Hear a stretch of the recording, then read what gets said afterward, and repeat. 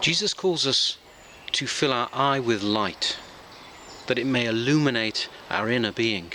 And the Church Fathers teach us that the eye symbolizes the mind.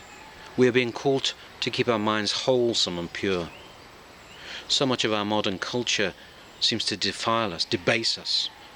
Films, TV, music.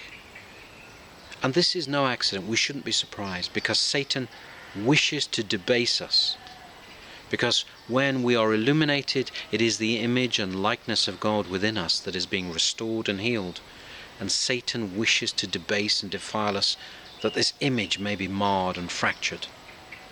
He expresses his hatred of God towards the image and likeness found within us.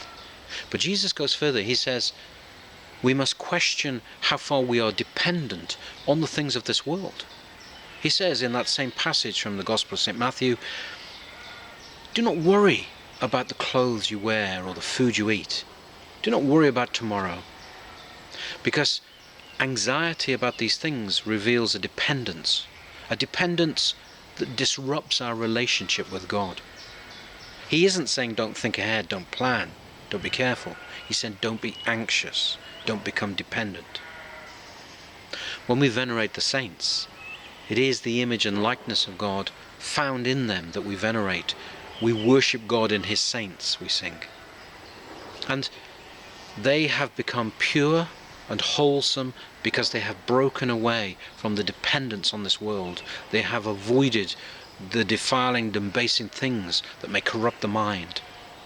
And so when we venerate them, yes, we should recognize God's image in them, but also we should be challenged to ask ourselves, have I aspired to this freedom from anxiety and dependence? How far am I suppressing the image and likeness of God from being manifest within me through this dependence, through the corruption of my mind? Or how far am I being healed and restored? How far am I allowing God to restore his image within me? And we can help ourselves to be healed and restored by first remembering that our every need is not met through this material world, through our clothes and our food. Every single need that we have, our eternal needs, are only met in God.